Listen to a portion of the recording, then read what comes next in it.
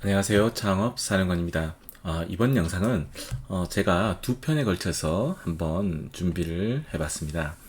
어, 오늘 올릴 영상은 2023년도 지금 예창패, 조창패, 그리고 창업도약 패키지, 그리고 창업중심대학 사업이 창업지원사업, 우리나라를 대표하는 창업지원사업이 이제 거의 마무리가 됐죠.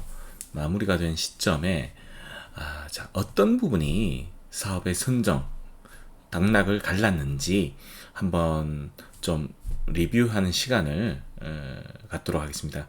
우선 오늘은 첫 번째 시간으로 자 올해 2023년 창업 지원 사업에서 어떤 부분이 가장 크게 영향을 줬을지 당락에 그런 부분에 대해서 우선 다뤄보도록 하겠습니다.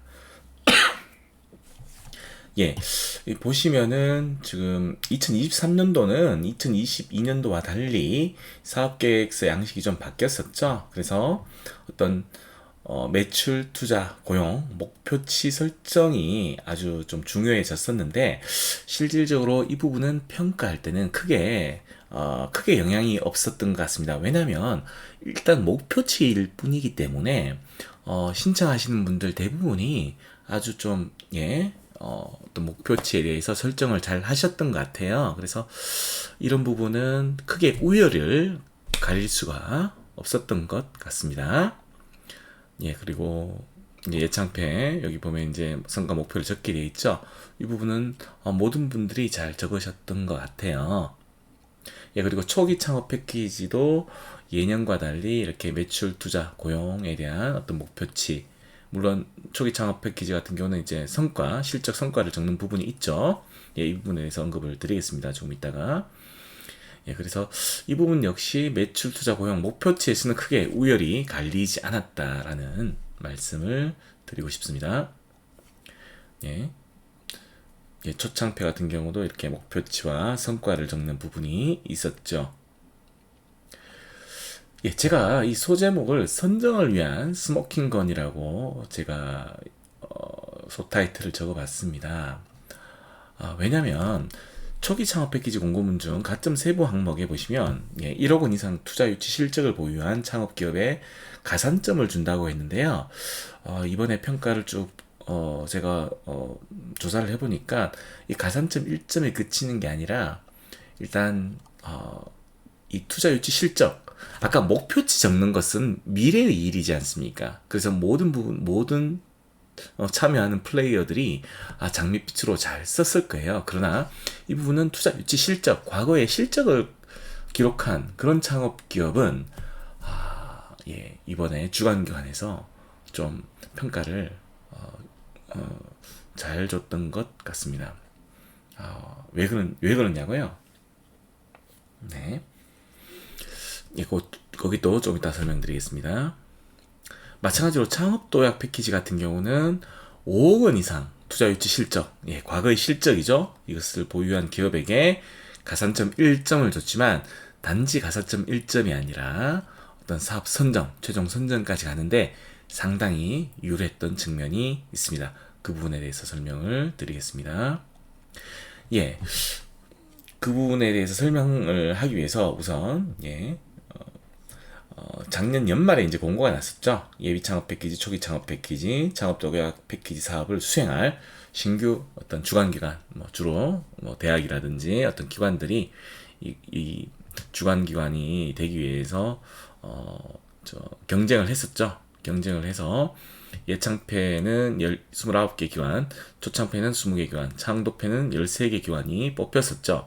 그때 이 신규 주관기관 모집 공고를 할 때, 신청을 할 때 이들 주관기관들은 투자에 관련된 투자 재원 조성에 대해서 사업계획서, 자기들 운영계획서에 제출을 했었거든요. 예창패 같은 경우는 주관기관이 매년 1억 원 이상의 투자 지원을 확보해서 선정된 예비 창업기업에 투자를 해야 된다는 조건이 있었고, 초창패 주관기관 같은 경우는 금액이 약간 올라갔죠. 3억 원 이상. 그리고 창업도약 패키지 같은 경우는 10억 원 이상 투자 지원을 확보해서 투자를 실행해야 된다는 조건이 있었습니다. 다시 앞으로 돌아가 봤을 때 아무래도 실행을 해야 된다는 의무 조건이 있거든요, 지금.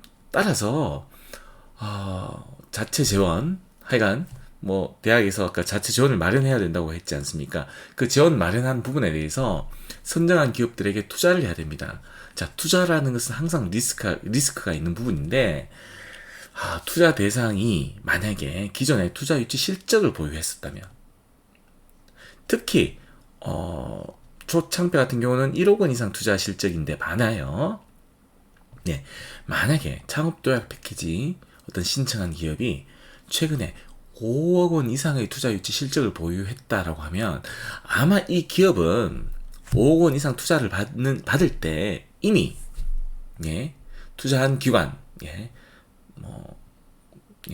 주로 기관 투자가들이 많이 투자를 하겠죠. 스타트업 같은 경우에 그런 데서 이미 이 아이템에 대해서 사업성에 대해서 검증을 받았을 거라고 생각을 할 겁니다. 그래서 참 투자 유치 발굴하는 게 어렵거든요. 지금 보시면은 아까 모집 인원수도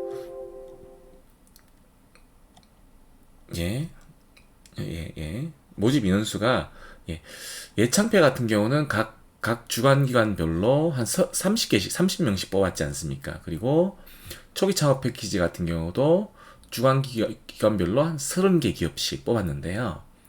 마찬가지로 이 창업도약 패키지 같은 경우도 총 394개사를 뽑았었기 때문에 총 13개의 주관기관이 한 30개씩 정도, 30개씩 정도 기업을 아마 선별을 했을 텐데, 거의 예창패, 초창패, 창도패 같은 경우는 지금 30개 기업 안에서 이제 투자를 해야 되는데, 아마 골머리가 아플 겁니다. 어떤 기업을 투자를 해야 될지.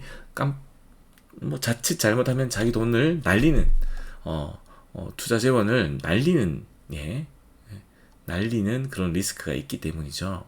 그래서 이번에 기업들을 선정을 할 때 어차피 투자를 해야 되는 그런 어떤 금액 리미트도 있지 않습니까? 지금 예창패 같은 경우 1억 원 이상, 초창패는 3억 원 이상, 투자 재원, 그 창도패 같은 경우 10억 원 이상. 어차피 이 정도 금액을 투자를 해야 하기 때문에 아주 리스크한 부분이 있기 때문에 이미 투자를 받았던,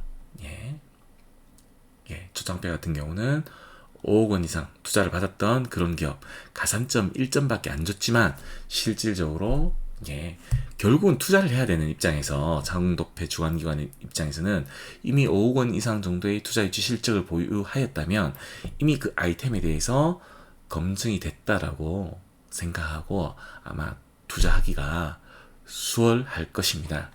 내부에서도 투자 절차를 투심을 거치고 이렇게 투자심의위원회를 거치면서 아주 절차적으로 복잡한 과정을 거치게 되는데, 이미 투자 유치 실적이 있다고 한다면 아마 담당자들 입장에서는 경영층에 그 의사결정을 할 경영층에 이렇게 설득하기가 훨씬 수월할 것입니다. 그래서 저는 골라봤습니다. 이렇게 선정을 위한 올해 스모킹건으로는 투자 유치 실적을 보유한 기업들이 상당히 선정되는데 유리했었다라고 말씀드리고 싶습니다. 따라서 내년에 초기 창업 패키지 그리고 창업도약 패키지를 준비하시는 분들은 이 투자 유치 실적 미리 준비하시면 상당히 유리한 고지에서 지원 사업을 준비하실 걸로 생각합니다. 이상 창업사령관이었습니다.